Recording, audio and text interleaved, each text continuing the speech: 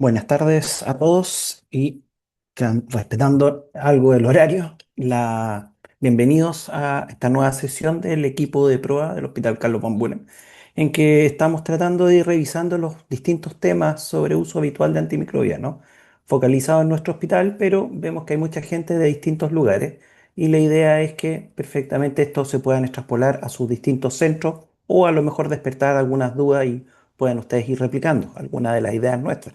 O si tiene alguna observación, háganosla llegar, porque uno puede sacar buenas ideas de todos lados.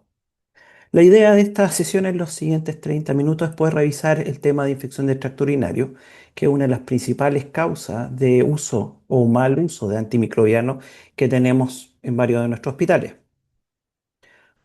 No tengo ningún conflicto de interés, aparte de que ser funcionario público como muchos de ustedes, pero todo lo que voy a hablar va a ser a cuenta mía y por cosas cada del hospital. No representa necesariamente el pensamiento del ministerio ni nada de eso. Vamos a hacer una pequeña introducción y hablar algunas definiciones. Vamos a ir hablando de lo que es la ITU alta, ITU baja, ITU asociada a catéter urinario permanente, a sonda Foley, que es un dolor de cabeza en muchos de los centros, y cómo nosotros en el Hospital Carlos Van Buren lo hemos ido focalizando y sistematizando, ¿ya? Con algunas cosas.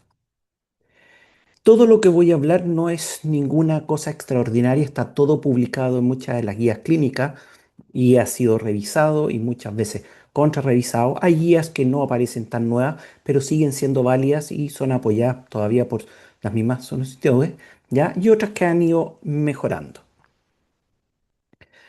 Pero antes de hablar de todo eso, para poder definir algunas cosas, y tengamos claro de que si vamos a hablar de infección del tracto urinario, tengamos claro qué es una infección.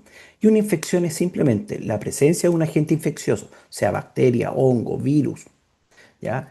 Parásito, en un tejido, o sea, en un tejido vivo, que está causando un daño demostrable. Por lo tanto, no vamos a tener una infección en una mesa, que es un material inerte. No vamos a tener una infección si es que no tenemos una clínica o un daño demostrable.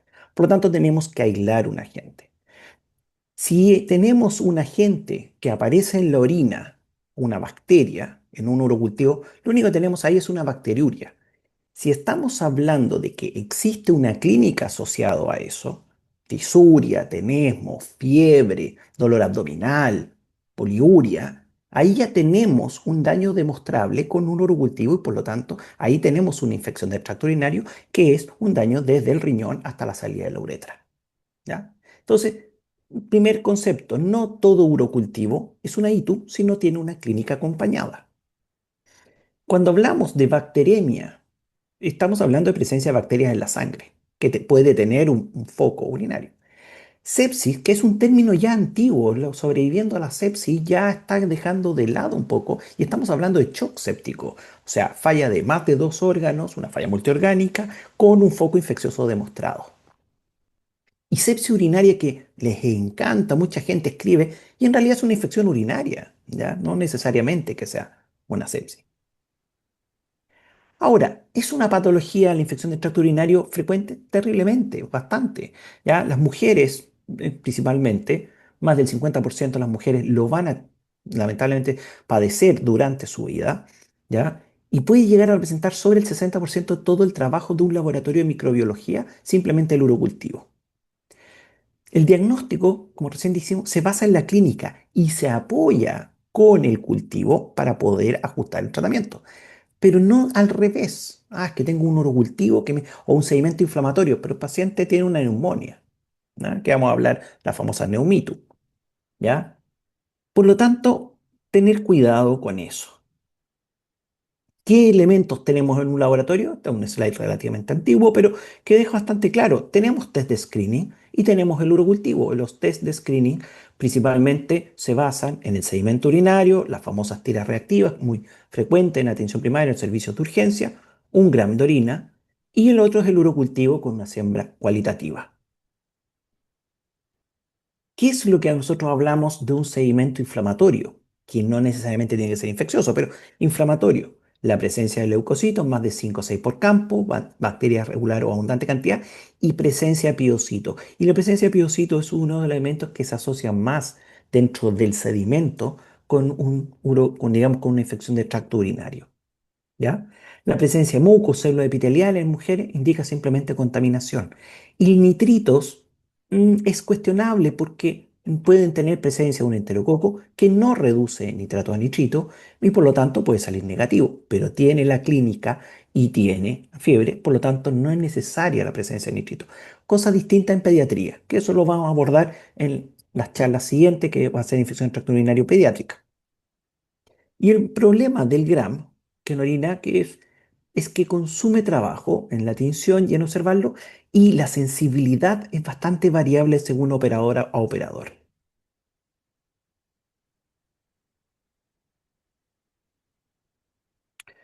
Ahora, esta clásica pregunta, muchas veces a uno, doctor, es que tiene 100.000 colonias. ¿De dónde salieron las 100.000 colonias? O sea que estos son trabajos que ya van a cumplir casi 80 años, ya, trabajo de los años 50, que una época en que la microbiología quería todo llevarlo al número, actualmente todo lo llevamos a la molecular. En ese tiempo querían llevarlo al número que fuera estadísticamente significativo.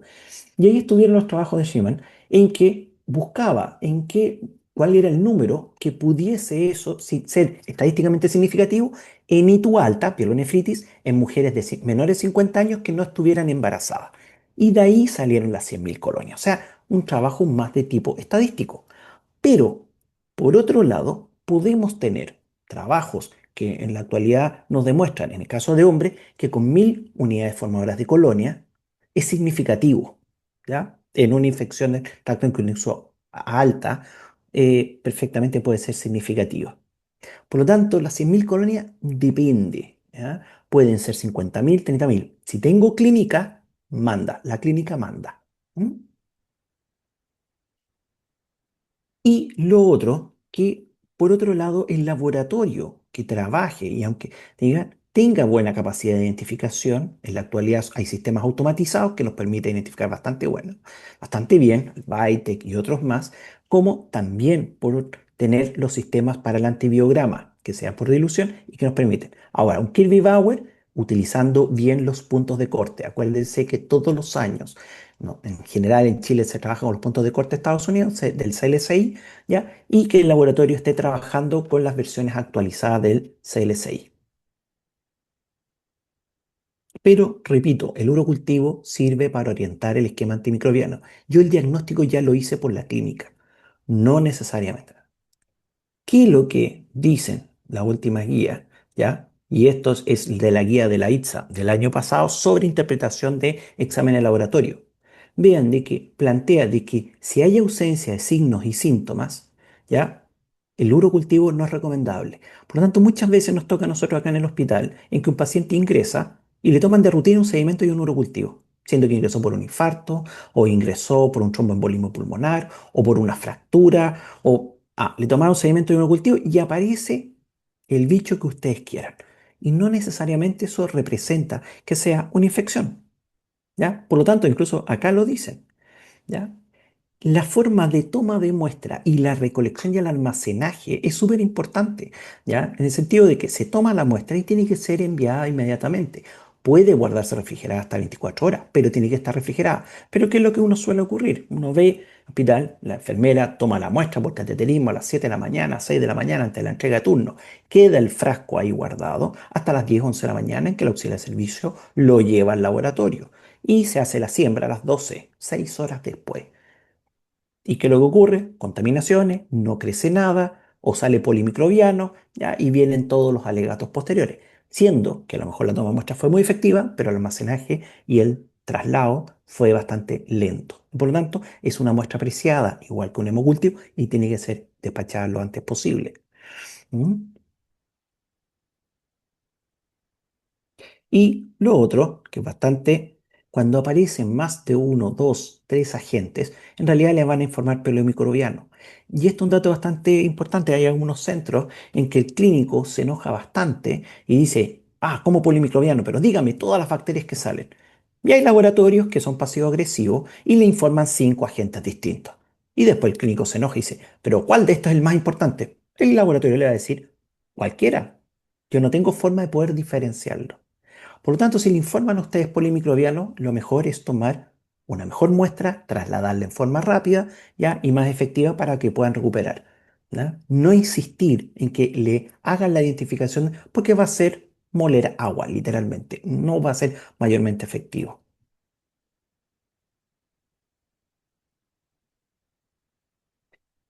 ¿Qué es lo que más frecuentemente uno se encuentra? La bacteriuria sintomática, que significa que hay bacterias en la orina, pero no hay ninguna clínica. Y lo normal es no tratarlas. Lo más frecuente que uno ve eso es ver, y antes que uno vea el urocultivo, especialmente en atención ambulatoria, que me informan una Cinetobacter pan resistente, una Klebsiella bleo con KPC, y le pregunto, señora Juanita, don Mario, ¿tiene alguna molestia? No. ¿Tiene algún dolor? ¿Molestia para orinar? No. Perfecto. Y ahí queda, y de vuelta a la hoja, cambia la pantalla, ¿ya? Y se olvida. Pero muchas veces los urocultivos por toma de rutina terminan en bacteriuria sintomática. Y está más que demostrado con toda la guía en diabéticos, en ancianos, en residentes de hogares, lesionados de médula, que no tiene utilidad hacer la pesquisa en forma rutinaria. ¿Mm? Aquí vean cómo son las frecuencias, esto es de la guía de Estados Unidos, donde plantean de que ya las mujeres que están en lugares de, digamos, de cuidado, o sea, son adultos mayores en el AM, ya hasta un 50% pueden ser portadores de bacterias sintomáticas. Y los hombres también. Eso ha ido cambiando. Antiguamente pensamos que la bacteriuria sintomática era más frecuente en mujeres mayores, pero también en los hombres, especialmente aquellos que han sido intervenidas las vías urinarias, que han sido portadores de sonda Foley, que han sido intervenidos en la vía urinaria, pueden quedar y no tiene problema. Las personas usuarias de sonda Foley piensen de que son en las primeras 48 horas se coloniza el 50% y después 3 a 5% por día. Si son de más largo término, o sea, más de 10, 15 días de usuario de esta sonda, representan el 100%.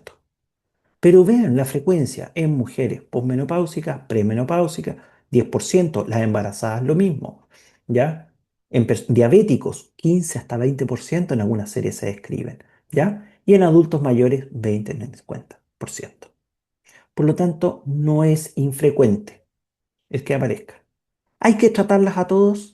En realidad esto es una serie de trabajos que se han dedicado a tratarlos y ninguno ha demostrado disminuir frecuencias de infección urinaria ni tampoco disminuir patología, no, sino de que simplemente aumenta la resistencia. Por lo tanto, ¿a quiénes se trata? ¿Hay con evidencia? Sí, pero son dos grandes situaciones puntuales. Embarazadas, que está demostrado que aumentan el riesgo de parto prematuro, ¿ya? Y en el otro es previo al procedimiento urológico invasivo. Dícese cistoscopía, una resección transuretral de próstata, cirugía de la vía urinaria, ¿ya? Nefrectomía, una neovejiga. Sí, y ahí lo ideal es tomar un urocultivo previo, ojalá antes de 4 o 5 días, y en base a ese resultado tratarlo por lo menos 48 horas antes de la cirugía. Sin evidencia y áreas de discusión, previo instalación de prótesis valvulares ya cardíacas o previo prótesis articulares, que en realidad la evidencia es bastante, pero por lo complejo de la cirugía en pacientes inmunosuprimidos, neutropénicos febriles o neutropénicos de alto riesgo, trasplante progenitor hematopoyético, pacientes hemato-oncológicos, discutible, ¿ya? Y trasplante de órganos sólidos, especialmente los renales, que la evidencia, bueno, pero, por ejemplo, aquí, si ustedes ven el tratamiento, especialmente en prótesis articulares, lo que se ha visto es que tratar o no tratar la bacteriuria no mejora el outcome. Sí lo que se ve, y hay varios trabajos que demuestran eso, que pacientes que están esperando una cirugía de prótesis de cadera y tienen un urocultivo positivo, sí, se infectan más la prótesis, pero se infectan con agentes distintos al que tienen en la orina. Lo que no estaría diciendo en la práctica es que ese paciente que tiene una bacteriuria tiene mayor riesgo de infectarse, no necesariamente por esa bacteria. ¿Mm? Ahora, el GES en prótesis articular de cadera, ¿ya? Considera de que toda bacteriuria hay que tratarla y uno tiene que seguir la ley. Pero si uno va a la evidencia, es discutible. Sí, tenemos que basarnos en que ese paciente que tiene una bacteriuria tiene mayor riesgo que se va a infectar. ¿Y cómo se tratamos la bacteria sintomática? En realidad con el antibiograma del urocultivo. ¿Y por qué uno dice, ah, pero eso es como obvio? Porque a veces uno se encuentra con algunos especialistas, no tengo que decirlo, pero eh, algunos urólogos o ginecólogos que, es que el sedimento salió positivo para bacterias, así que le chantamos nitrofurantoína o le tiramos ciprofloxacino y no esperamos el cultivo. Y así empiezan a aparecer, o embarazadas, que, no, es que me salieron bacterias abundantes en sedimento, ya, y el urocultivo, no, pero es que en el sedimento ya tenía bacterias, pero veamos qué es antes de dejar tratamiento. ¿Mm? Entonces, cero En cinco. infección, en infección urinaria baja, ¿qué es lo más frecuente? Sintomáticamente es disuria, tenemos a veces dolor abdominal y con poliuria. En realidad, todas las guías en este momento, que antes era como el dogma, no, primer episodio, mujer joven, sin complicaciones, no embarazada, tratamiento empírico. Ha ido cambiando un poquitito la cosa, ¿ya? Porque lo que están diciendo en la actualidad es ajuste su esquema en base a su flora local. Y para eso uno debería saber. Pero un dato bien importante y uno siempre tiene que tener bastante claro. Si hay síntomas ginecológicos como flujo vaginal, irritación vaginal, ¿ya? Prurito vulvar, en realidad eso orienta más a un cuadro. A pesar que el sedimento esté inflamatorio, a pesar que pueda haber una disuria asociada a eso, más a un cuadro ginecológico, una vulvovaginitis o inclusive una vaginosis bacteriana, que a una infección de tracto urinario. Por lo tanto, muchas de las guías, cuando aparecen cualquiera de estos síntomas en mujer, se recomienda primero la evaluación por la matrona o ginecólogo y después plantear la ITU. Y por eso, por ejemplo, las guías británicas parte el algoritmo con descartar que no haya ningún síntoma ginecológico vulvovaginal y si lo existe, listo, que lo vea el ginecólogo. No lo tiene, sino que simplemente es un urinario, perfecto. Ellos inclusive plantean el uso de las tierras reactivas y utilizar los esquemas según la flora local, que ellos utilizan nitrofurantoína, ¿ya? O cotrimoxazol, trimethoprim sulfamethoxazona. Los americanos, con otra guía, y más o menos parte con lo mismo que les decía, ¿ya? Ellos sí plantean eventualmente poder usar urocultivo y en base a la flora local ajustar a los esquemas. ¿Qué esquemas? Ellos plantean nitrofurantoína, cotrimoxazol o eventualmente fosfomicina. Y muy pocas veces fluoroquinolona y, para qué decir, cefalosporina tercera. La última guía de los británicos, que es 2018, en la práctica ellos plantean nitrofurantoína y cotrimoxazol, ¿ya? Y como segunda alternativa, otros antibióticos no disponemos o la fosfomicina. Pero los tratamientos abreviados corren un riesgo, que es lo que se denomina el efecto Caviola, especialmente con la nitrofurantoína, que es un antiséptico urinario, no concentra en tejido, concentra en orina. Por lo tanto, muchas de las Escherichia coli pueden y hacen ser endocitadas por las células epiteliales, logran quedar acá almacenadas abajo. Recuerden que se demora 5 días en el recambio del epitelio de la uretra y por lo tanto ustedes trataron con 3, 5 días nitrofurantoína, el paciente se siente mejor y 5 días después empiezan a aparecer nuevamente las bacterias que estaban acá abajo, porque la nitrofurantoína, repito, es un antiséptico urinario, no concentra en tejido, cosa que cotrimoxazol no, concentra bien acá, ¿ya? O inclusive ciprofloxacino.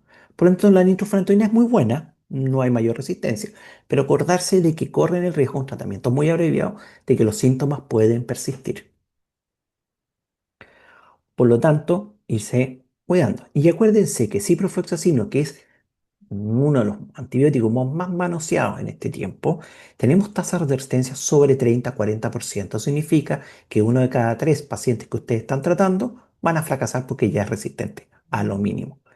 Y en ITU baja, la nitrofurantoína es un buena, pero porque concentra bien en orina de vejiga y en uretra, pero no llega a riñón, no concentra en tejido. Por lo tanto, si estamos pensando en un hombre que puede tener un riesgo de una prostatitis, nitrofurantoína está contraindicado. No sirve ahí. Y tengo la obligación de partir tratamiento en forma inmediata en una ITU baja. En realidad, esto es un trabajo que fue un trabajo pivotal, o sea, cambió conducta hace más de 10 años atrás. El problema es que a veces gente no lo lee. Y esto fue un trabajo en Ámsterdam de 137 mujeres y se los ofrecía ¿Partimos al tiro antibiótico o esperamos a tener el urocultivo? El 30% dijo, quiero esperar. Le dejaron analgésicos, harta agua y el 50% a los tercer días cuando la controlaban ya no tenía síntomas. La siguieron 15 días después y no pasó nada. Y ese grupo que se retrasó o que no inició terapia no hizo ninguna complicación posterior. Eso llevó a otro trabajo, que fue inclusive un trabajo alemán bastante grande, que inclusive recibió financiamiento de Estados Unidos, cosa que en este tiempo con Trump difícil que ocurriera, pero recibieron financiamiento de Estados Unidos y ellos en la práctica lo que hicieron es que reclutaron ya más alrededor de 500 mujeres y a un grupo partieron en forma inmediata, a otro grupo esperaron. Y el grupo esperó, no le pasó nada. Inclusive, simplemente con agua y con antiinflamatorios pasaban los síntomas. Llegó tanto el análisis que plantearon comparar el uso de antimicrobiano, que era cotrimoxazol o nitrofurantoína, versus ibuprofeno o paracetamol. Obviamente el antibiótico tenía mejor outcome, pero vean el nivel que simplemente con medidas simples en una ETU baja no había mayor problema. ¿Mm? Por lo tanto, tengo que en este momento pensar, es que tiene disueto, tengo que partir al tiro con antibiótico. No puede esperar. No hay una urgencia. ¿Ya? Ahora, y tu alta, que es una infección ya más sintomática, con fiebre, dolor abdominal, náuseas, vómito, dolor lumbar, ya con síntomas mucho más generales, esto sí es bastante más grave. ¿Ya? Y aquí podemos tener que el 30% de las ITUs por coli son bacterémicas, o sea, son casos graves, ¿ya? Y aquí tenemos que utilizar ya tratamientos que lleguen bien a tejido de la vía renal, como aminoglicosios, como cefalosporina tercera generación o eventualmente quinolonas, ¿ya? Nitrofurantoína aquí no tiene mayor utilidad. Los británicos inclusive se paran y dicen, el paciente tiene buena vía oral, tenemos la capacidad de controlarlo en 48 horas, podemos manejarlo, algo muy parecido al CUP 65 en el caso de neumonía, a quien hospitalizo y a quien no, pero lamentablemente en nuestra realidad local, acá en el Van Buren, la gran mayoría hospitalizamos porque no tenemos la capacidad de poderlo controlar 48 horas después. Por lo tanto, lo hospitalizamos y además tenemos que tener una buena vía oral. Muchas veces estas pacientes están con náuseas, están con vómitos y no van a poder seguir tratamiento. Por lo tanto, podemos iniciar un tratamiento ya en forma sistémica e ir viendo según nuestra flora cuál esquema utilizar mejor. ¿Qué es lo que plantean los británicos? Utilizan una cefalosporina de tercera generación, ya amoxicilina con ácido clavulánico, perdón, este de primera generación, cefalexina, ácido clavulánico, cotrimoxazol y eventualmente ciprofloxacino. No les gusta mucho por las reacciones adversas. Acuérdense que las quinolonas en adulto mayor puede producir delirio, ¿ya? Desorientación, ruptura de tendones largos y hay que tener cuidado con eso. Y es además proconvulsivante. Así que tener, cuidado. Pero sí plantea de que hay que armar un esquema según la flora local. Lo están diciendo los británicos, ¿ya? Y segunda línea, ya están utilizando eso. Ahora, ¿qué plantean los americanos? Por el otro lado, el uso de fluoroquinolonas, ¿ya? O cotrimoxazol, amoxiclavulánico y aminoglicosidos. Ahora, toda ITU alta hay que estudiarla. Tema discutido, ¿ya? En hombres sí, en adulto mayor, especialmente en hombre adulto mayor sí, porque podemos tener un efecto de una neoplasia prostática que esté evitando un buen vaciado y se esté produciendo un reflujo a nivel uretral, ¿ya? Un reflujo de vejiga hacia los uréteres y eso provocarnos una pielonefritis. En el caso de mujeres, si ya son reiterativos, sí, por lo menos una eco, ¿ya? Lo ideal es un pielotac con una buena digamos, identificación o un TAC de frentón. Si estamos sospechando una complicación de una ITU alta, un absceso o muchos síntomas, lo ideal es hacer un TAC de abdomen y pelvis para descartar abscesos o colecciones perirenales. ¿Mm? ¿Cuánto tiempo tratarlo? Depende si es bacterémico o no es bacterémico. Si es bacterémico, 14 días. Si no, eventualmente dependiendo de la gente, hasta pueden ser 7 días. ¿Hay diferencia entre tratamientos prolongados o no prolongados? En realidad, si no tiene síntomas mayormente sépticos, pueden ser terapias acortadas y abreviadas. Pero si tenemos ya bacterémicos, ya. Inclusive ya no hay tanta diferencia, vean que pasa la línea del uno y si hay pelonefritis con complicaciones, con abscesos, se recomiendan ya tratamientos mayores de 10 a 14 días.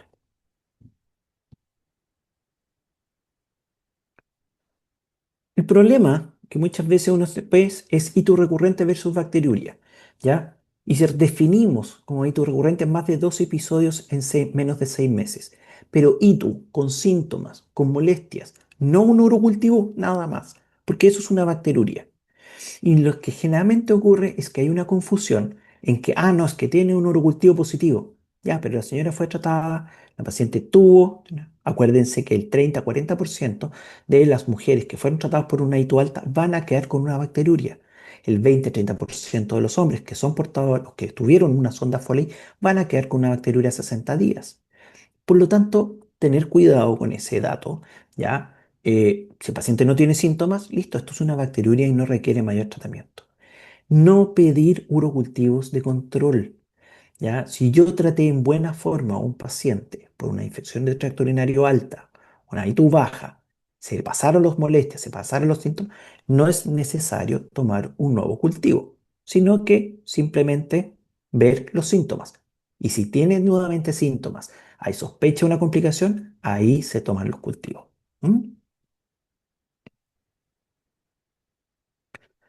Ahora, ¿en quién se da ITU recurrente? Más frecuente en mujeres, más frecuente con, dentro de los factores de riesgo, relaciones frecuentes, sexuales frecuentes, de 4 o más al mes, es lo que define la estadística. Ahí no voy a entrar en discusiones.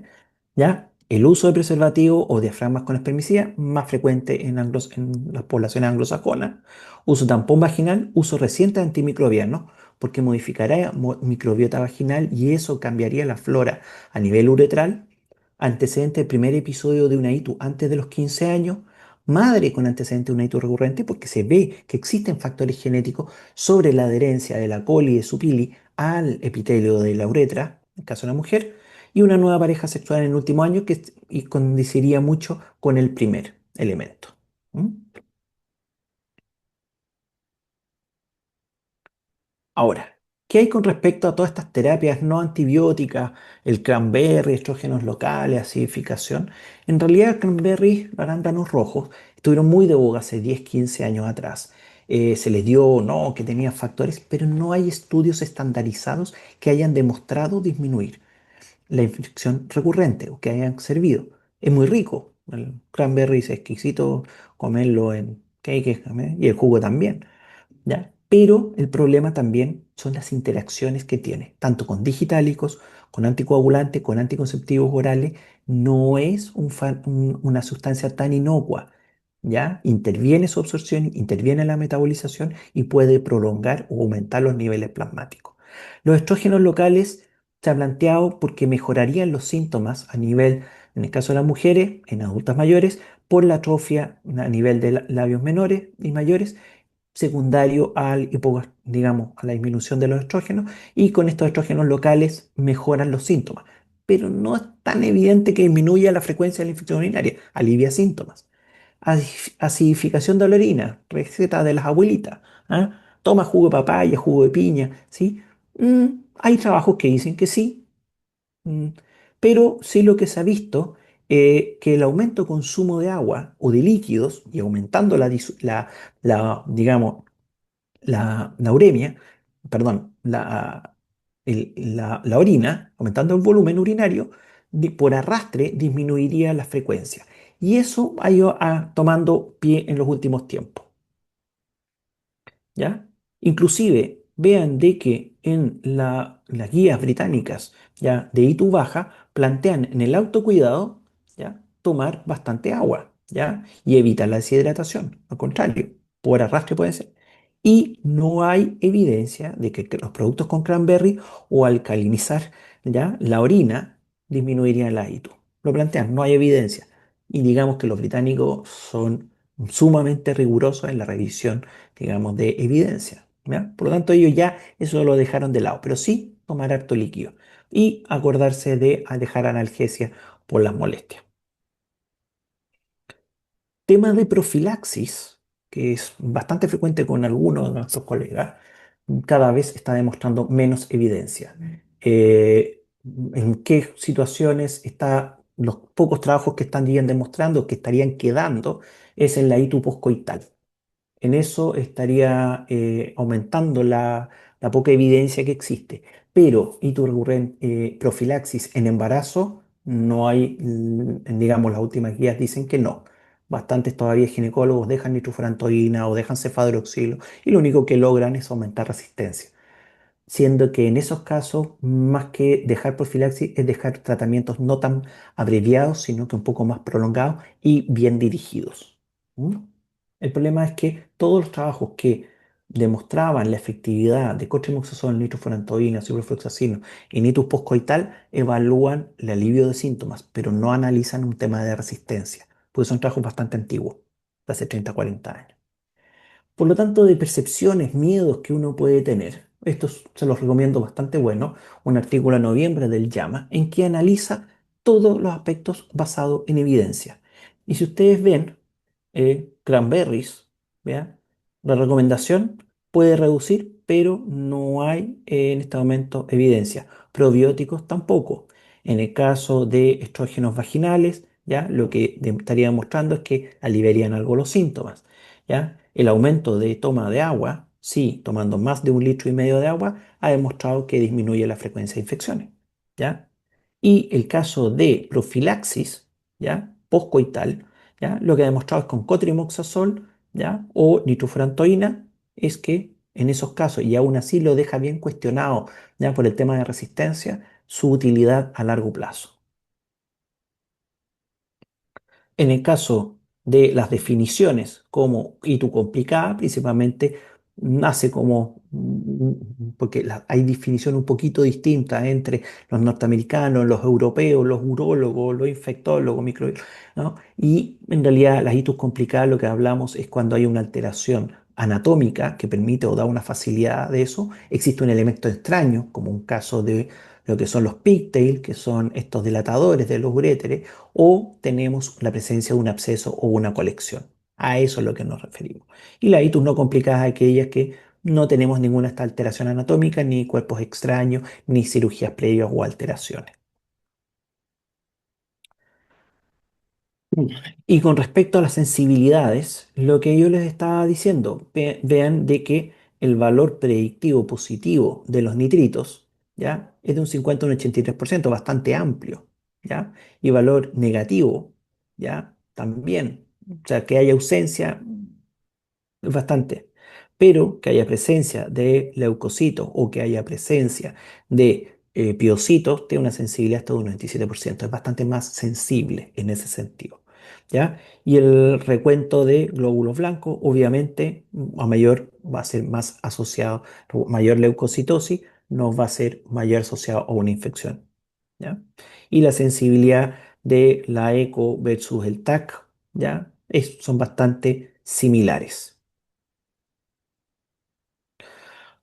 Y sobre el uso de antibióticos, piensen de que las terapias, sí, la política actual o la tendencia a hacer terapias más abreviadas, pero haciendo cuidado especialmente con la nitrofurantoína, de que podemos tener el problema de que venga el fenómeno hasta de las caviolas en que después nos reaparezca. Por eso, si ustedes se fijan, plantean de 5 a 7 días, no menos.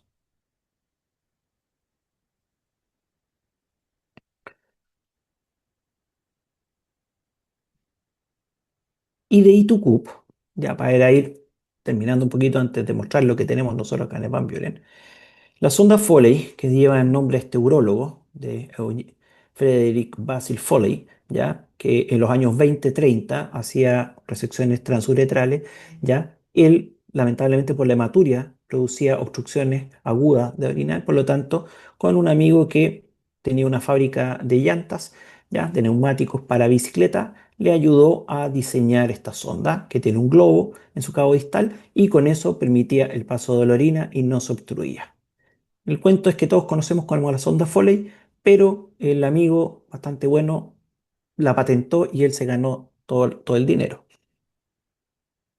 Ahora, La hito asociada a CUP está sobrediagnosticada y ese es uno de los grandes problemas, porque no necesariamente porque tenemos una sonda, esto va a provocar una infección si está bien hecha y está bien. En Estados Unidos, tanto Medicaid como Medicare, que es como el equivalente a FONASA A, B y FONASA C y D, ¿ya? No pagan la agito asociado CUP desde el año 2008. Lo tiene que pagar o el paciente o el centro asistencial. Ellos no lo pagan porque consideran que es una complicación del hospital. No sé qué pasaría si FONASA tomara la misma actitud acá en Chile. Sería bastante complicado. Y la indicación de la sonda Foley son bastante pocas. No son tantas, partiendo por aquel paciente que tiene una obstrucción aguda de orina o tiene una vejiga neurogénica o una obstrucción, ¿ya? Cuando queremos hacer un monitoreo hemodinámico, ¿ya? El paciente está grave y tenemos que saber cuánto está orinando para poder ajustar la reanimación. El manejo perioperatorio, ¿ya? Plantean, y eso, el uso de la sonda cuando se tienen úlceras por presión sacra o perineales o vías perineales para evitar su contaminación con orina, pacientes que están con inmovilizaciones muy prolongadas, lesiones de columna, ¿ya? Para evitar el tema si es que no hay disponibilidad de pañales, y el manejo de fin de vida. Pero en la práctica, si uno ve, las tres primeras son las principales que uno debería tener y se debería cuidar. Hay factores de riesgo que podemos modificar, que es la duración de CUP, o sea, cuanto menos tiempo tenga la sonda, mejor, menos riesgo de infección.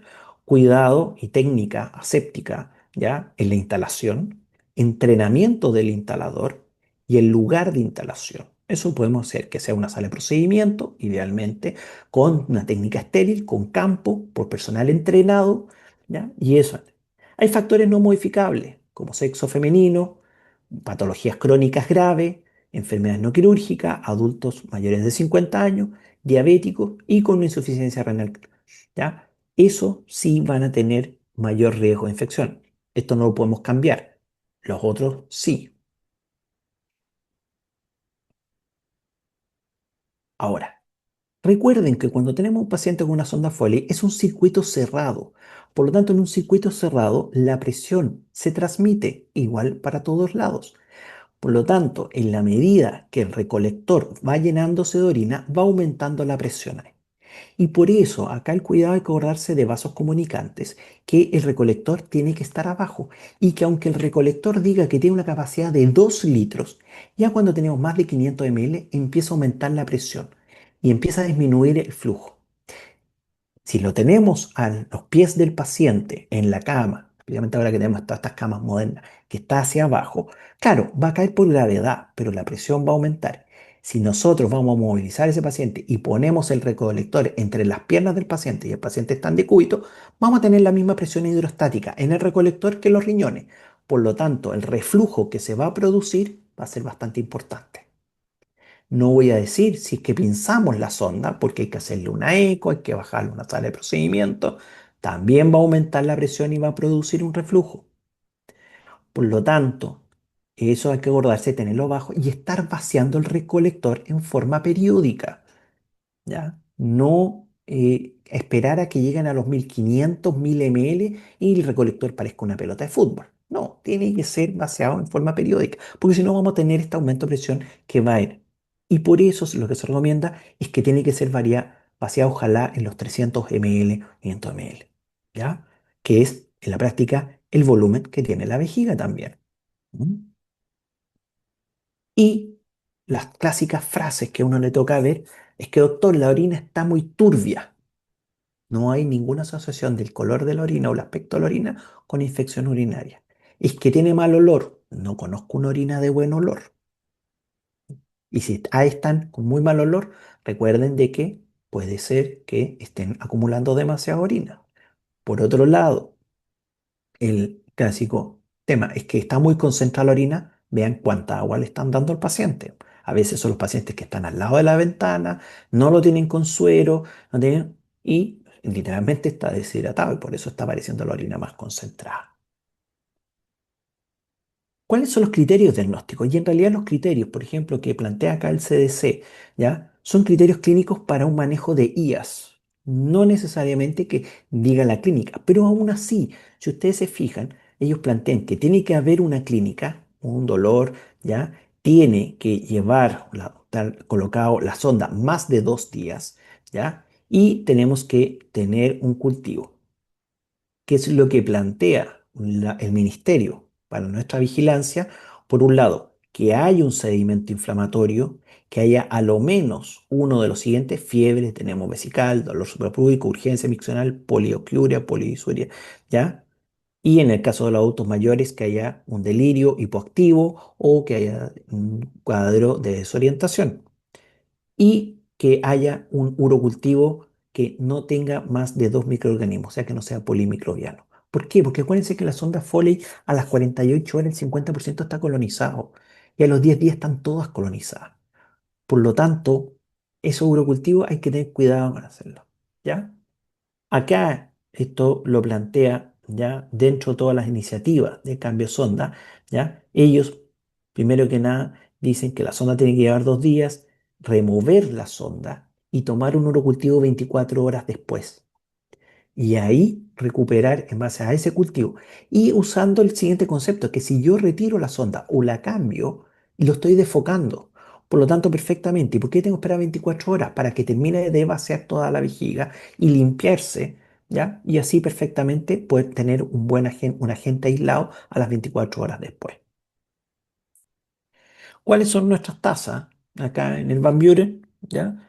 Si ustedes se fijan, son bastante variables, estamos dentro de los estándares nacionales, pero con todas las aplicaciones, con todo el manejo del cuidado de la sonda, lo que yo les decía, mantener bien sellado, ¿ya? Los recolectores, no abrirlo, evitar el reflujo, no pinzar, mantenerlo abajo, ¿ya? Un manejo, un vaciado adecuado, hemos ido logrando bajar las tasas en el tiempo. ¿Qué acuerdos existen? Y los acuerdos son más que nada lo que no hay que hacer, más que lo que hay que hacer. Tiene que existir una clara indicación de instalación y mantención de la sonda Foley. Retirar a la brevedad. Si no es necesario la sonda, se retira. No se debe emplear antibiótico profilaxis en estos pacientes.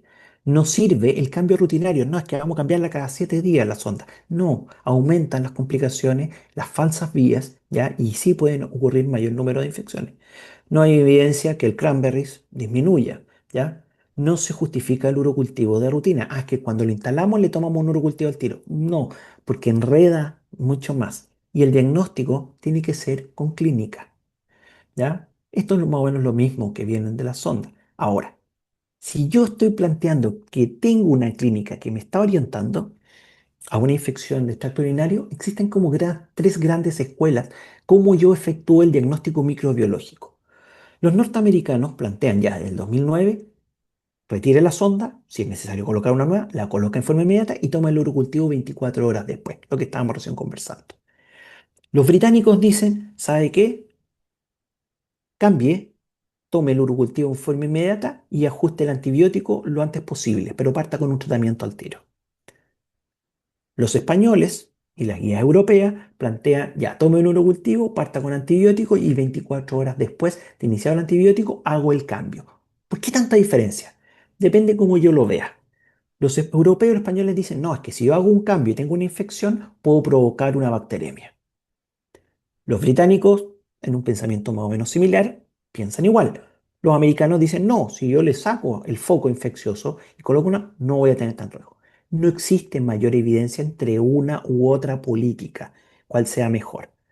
¿Cómo uno lo puede interpretar? Depende en qué escenario yo estoy. Si estoy yo en un escenario, en un paciente, en sala de mediana baja complejidad, ya pacientes postrados, pacientes de larga data, en que tengo la sospecha, hago el cambio y no tengo una urgencia, porque no está choqueado.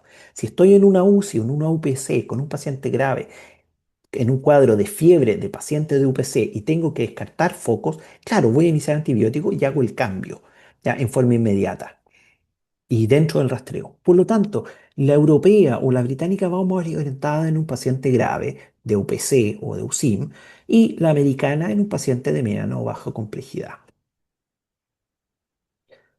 La doctora Trantner, que tuve la oportunidad de conocerla, ellos trabajan en Baylor, en Texas, y ellos estaban llenos de ITUCUP, mal denominadas, porque en la práctica no eran tan así, y ellos, ¿qué lo que hicieron? Hicieron toda una política de que solamente los infectólogos podían autorizar los urocultivos en los pacientes con sonda Foley. E hicieron un algoritmo, ¿no? Tenía que tener clínica, tenía que tener todos los factores de riesgo que esto pudiese llevar para poder plantearlo. Y si ustedes ven todas las etapas que tenían que cumplir antes de plantear que fuera una ITOCUP. Por lo tanto, le ponían dificultades para poder demostrar, porque son poco frecuentes, no es más grave. Y cuando son frecuentes, generalmente, si hubo una falla en la instalación, van a aparecer antes del quinto o sexto día. Pero si es una sonda que lleva un mes, 2 meses, es poco probable que se infecte. Y si ocurre una ITCUP, uno tiene que pensar qué pasó en la manipulación, que ahora me está haciendo una infección y no antes.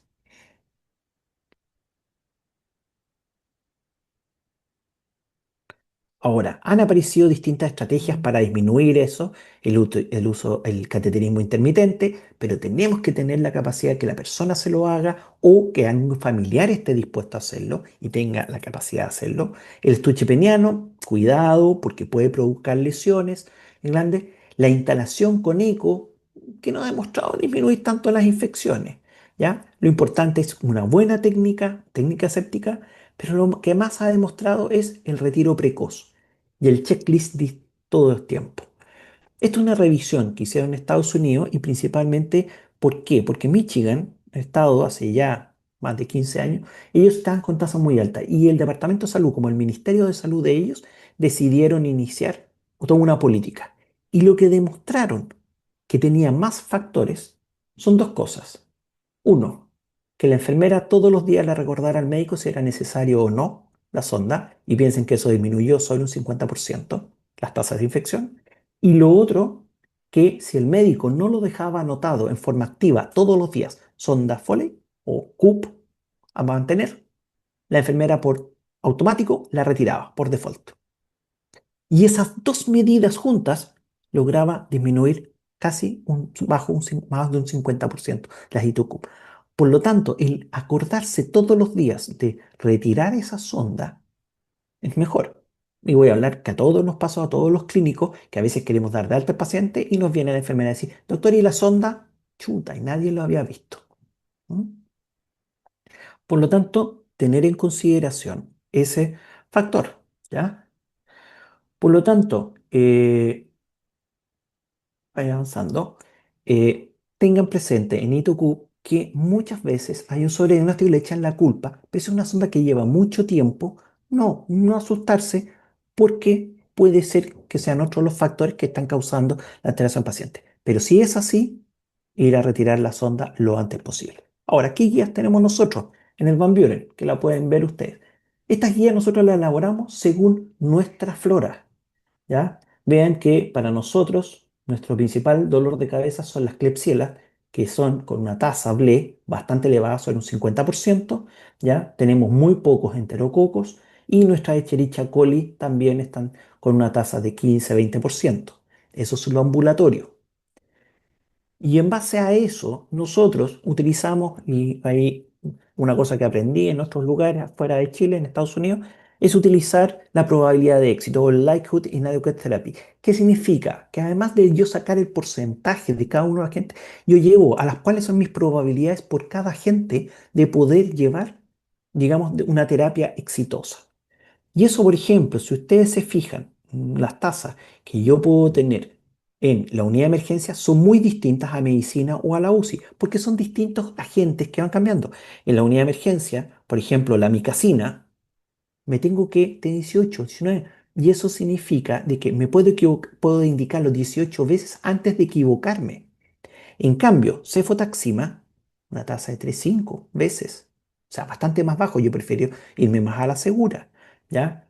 Pero si yo me voy a medicina, un paciente ya hospitalizado, vean cómo la micacina aumenta porque tenemos mayor tasa de BLE contra la cefotaxima, que en la práctica ya es una moneda al aire, 1,72 veces. O sea, en la práctica es uno de dejar 2 veces antes que me equivoque. Es una moneda al aire, ¿ya? Pero si me voy a la UCI, vean que porque tengo un n más pequeño, un denominador, las tasas van cambiando. Y aquí, claro, amicacina se mantiene con un buen número y los carbapenémicos.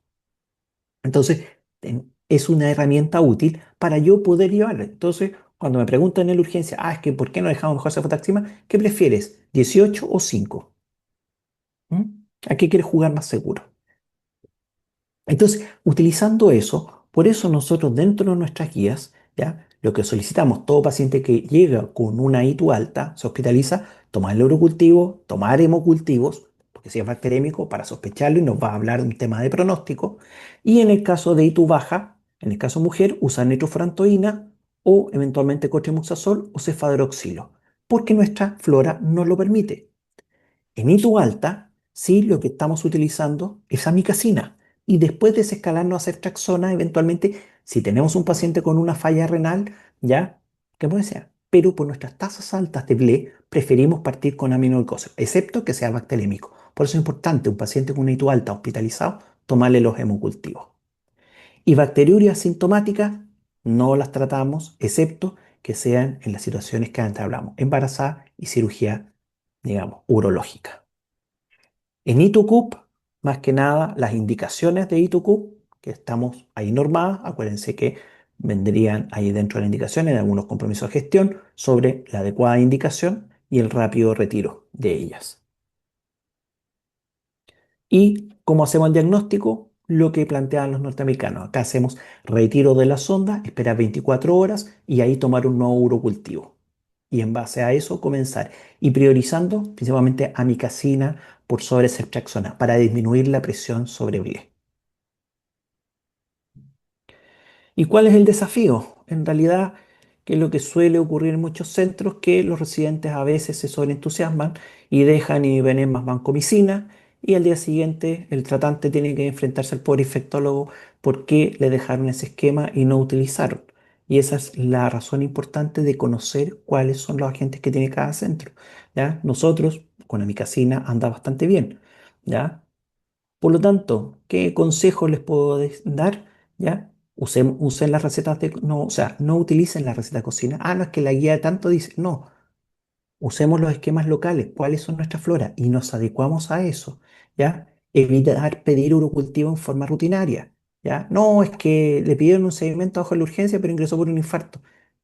No tiene ningún sentido. ¿Ya? Y cuando tenga dudas si tratar o no, hay que mirar al paciente. Y si el paciente está bien, no tiene molestia, ahí está su respuesta. Y una ITU tratada en forma específica, con dosificación adecuada, todo no requiere urocultivo control. Los diabéticos no requieren urocultivos de control, ¿ya? Eviten pedir los exámenes cuando no se necesitan. Por lo tanto, mensaje, ya lo último, es una patología muy prevalente. Nunca olvida que uno trata pacientes y no exámenes. No es porque me aparezca un urocultivo, una cinetobacter, una pseudomona, un enterococo, banco resistente, es que tengo que tratarlo. No, no es necesario, ¿ya? Y existen muchos puntos de controversia que se van cambiando y se van ajustando. Y no olviden que la bacteriuria es más frecuente que la citus recurrente. ¿Ya? Y como decía Osler, el padre de la medicina interna moderna, practicar la medicina es muy fácil. Solamente hay que escuchar a los pacientes. No se queden solamente viendo el examen, sino que conversen con el paciente y pregúntenle si tiene molestia o tiene algún dolor. Si no, no es necesario tratarlo. Y eso era todo para no aburrirlos. Y creo que me extendí un poco. Les pido las disculpas. ¿Mm? Muchas gracias, doctor Wilson, por su excelente presentación. En el chat hay una pregunta de Sergio Medina. ¿Mm? ¿Cuál? Mario Sánchez La Calera, ¿Mm?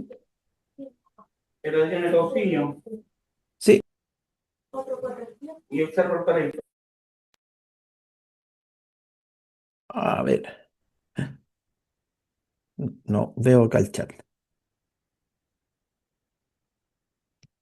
Le repito la pregunta, dice, Sí, Sergio Medina pregunta, ¿y tratar asintomáticos con un shock séptico?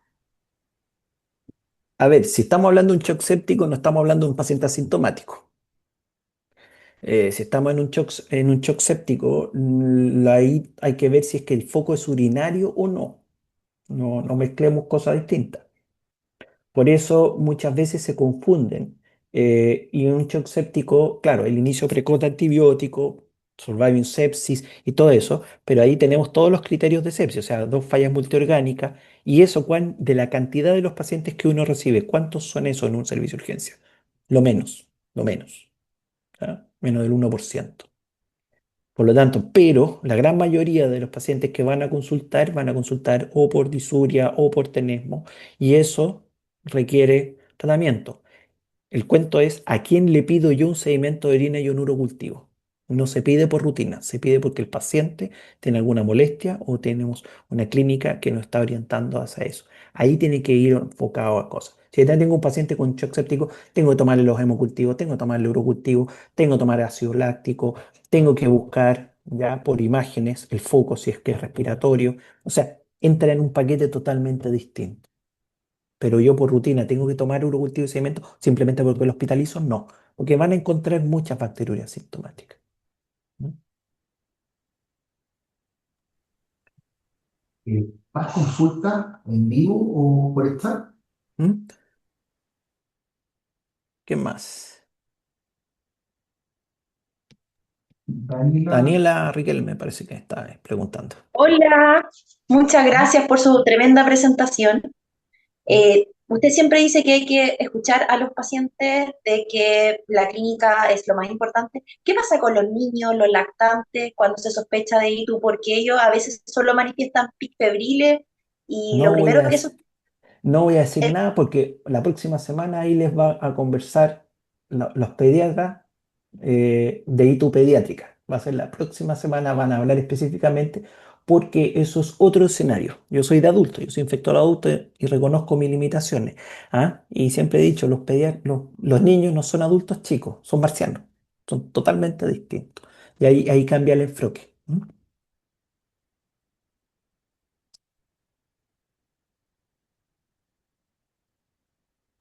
hay otra consulta en el chat. Dice, ¿alguna consideración con los pacientes adultos mayores por los síntomas inespecíficos? Pregunta Juan Riquelme. Juan Con los Rey. síntomas más inespecíficos, ¿cuándo uno sospecharía una ITU dentro de un adulto mayor? Generalmente cuando hay un trastorno de personalidad. Generalmente hay un cuadro de delirio hipoactivo que se dice. O sea, el abuelito que se va apagando. Y no está hablando y uno parte buscando. Y no hay molestias respiratorias, no hay cosas. Ahí uno podría sospechar una infección urinaria. Inclusive ahí dentro de los criterios diagnósticos de ITU-CUP está el delirio hipoactivo. O sea, el paciente que está totalmente, se empieza a desorientar o se empieza a caer en sopor, así, ahí uno podría sospechar y ahí tomar el examen. Pero tenemos una clínica, no porque tenga. Sí van a tener síntomas, no necesariamente fiebre. Los adultos mayores, en cierta forma, se apagan más que hacer fiebre. ¿Ya? Pero sí pueden referir disuria, pueden referir tenemos dolor abdominal. Ahora, ¿qué es lo que acá estaban preguntando de que no se pueden comunicar?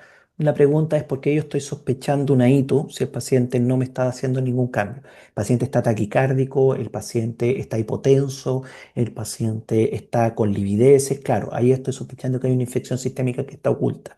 ¿Ya? Pero tengo algo donde agarrarme. Pero no porque el paciente no se puede comunicar, tengo que pedirle rutinariamente un seguimiento o un urologio. No va orientado a eso. Ahora, estaba viendo acá que hay una pregunta de cuándo usar una terapia asociada de extracción amicacina. En realidad, por tiempo no me quise meter mucho en prostatitis y en ITU en hombre, pero en el caso de prostatitis, muchas de las guías orientan a dejar asociados extracción a más amicacina cuando uno tiene una fuerte sospecha de una prostatitis. ¿Por qué? Porque inicialmente la próstata, o sea, la próstata es un territorio santuario, igual que la barrera hematoencefálica. Ya cuesta que entre los antibióticos, entra bastante bien aminoglicosidos, quinolonas y cotrimoxazol, pero los beta-lactámicos no entran muy bien. Pero cuando está inflamada, logra penetrar bastante bien. Entonces, lo que se plantea es dejar ambos, principalmente para cubrir si hay algún agente BLE, que la ceftriaxona no pudiese cubrirlo en buena forma, pero la amicacina sí lo pudiese hacer. Y por otro lado, si hay un absceso prostático, los beta-lactámicos son bastante más estables que los aminoglicosidos que precipitan en pH ácido. Sería la situación puntual en que esa asociación se podría utilizar. Pero es bastante específica y uno tiene que tener harta sospecha de esa prostatitis para dejar ese esquema. ¿Mm? Hay bastante consulta de Sergio Medina. ¿Mm? Sí. Sergio Medina pregunta previa ante urocultivos solicitados que son asintomáticos. En pacientes embarazadas, sí, o sea, en embarazadas dentro de rutina se pide el urocultivo por las bacteriurias asintomáticas que se asocian con penetración. ¿Acudir a un procedimiento urológico? Sí, en realidad ahí uno debería, por seguridad, tener un urocultivo. Muchas veces los urólogos que están entrenados para cirugías trasladan eso al paciente que no le van a hacer ninguna cirugía y empiezan a pedir urocultivos de rutina. Y ahí empiezan a tratar y sobretratar. Pero si el paciente no va a ser operado, no es necesario. Ahora, paciente en shock séptico, claro, estamos buscando el foco y ahí uno va a tomar cultivo, ya no es tanto rutina, porque ahí vamos, porque el paciente está en una situación bastante grave. Paciente neutropénico, ¿de qué neutropenia estamos hablando? Estamos hablando de un paciente de una neutropenia de alto grado, o sea, hemato-oncológico, que es una leucemia, un linfoma, que está entrando en una posquimio, que va a entrar en una neutropenia bastante prolongada. Sí, muchas veces se pide para evitar un foco. Y es un tema bastante controversial, pero puede ser. En los trasplantados renales, sí, lo piden, pero es un tema bien controvertido porque la evidencia es bastante pobre. El dejar tratamiento para estas bacteriurias. No, es que hay que cuidar el injerto. Hay trabajos que dicen que sí, hay trabajos que dicen que no. Lo metemos al metaanálisis, depende cómo filtremos ese metaanálisis, que nos va a decir a favor o en contra. Es un área bastante controversial, pero por la importancia, por la trascendencia que puede significar una pérdida de ese injerto, se prefiere sobretratar. Pero es un área bastante controversial, ¿ya? Así que tú me pones como filtro de laboratorio, bueno, ahí tienen que definir con los equipos tratantes, ¿recibimos todo o vamos a decidirlo en cada cosa? ¿Mm? Y depende de la carga de trabajo que tengan, que esa es la otra cosa bastante importante. Había otra, para decir, pregunta de Andrea Cuevas. En un paciente que está hospitalizado por una ITUB sensible a micacina y carbapenémicos, que se inicia manejo con amicacina, ¿qué situación nos deberíamos ver obligados a escalar a mero imipenem? En la práctica, los aminoglucosos son muy buenos, concentran excelente en vía urinaria, pero tienen dos problemas. Uno es la toxicidad, por lo tanto no lo podemos utilizar en pacientes con falla renal, excepto que trabajemos con niveles plasmáticos. Si trabajamos con eso, podríamos. Y lo otro si son pacientes que son bacterémicos. Los aminoglucósidos comparados a los beta-lactámicos tienen menor rendimiento que los beta-lactámicos en bacteremia. Por lo tanto, si yo tengo esa misma, sea una Klebsiella blé en sangre y su foco de origen es urinario, no, el aminoglucosio ahí no tiene rol y es preferible utilizar un beta-lactámico, ertapenem o meropenem o imipenem, dependiendo de la gente. Pero, y si tengo un absceso, una colección renal, también el aminoglucosio no va a ser el mejor agente. Y por lo tanto, ahí tengo que usar un beta-lactámico que va a penetrar bien o eventualmente una quinolona en su caso. ¿No?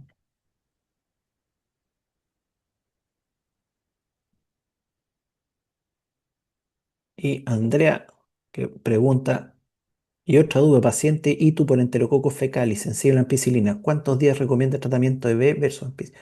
A ver, si es una infección urinaria baja simple, pueden utilizar amoxicilina, es lo mismo que ampicilina, oral. En dosis, si es de un peso adecuado y con buena función renal, 1 gramo cada 8 horas oral por 10 a 14 días. Es un tiempo más que suficiente para un buen tratamiento. Estaba en una ITU alta o que sea bacterémico, claro, la recomendación es por lo menos que esté 48 horas a febril, que los parámetros estén bajando antes de hacer el traslape de endovenoso a oral.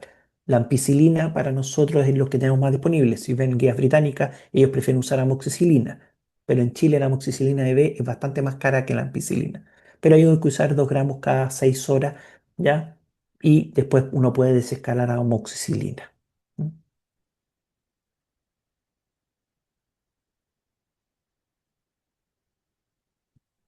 ¿Alguna otra pregunta?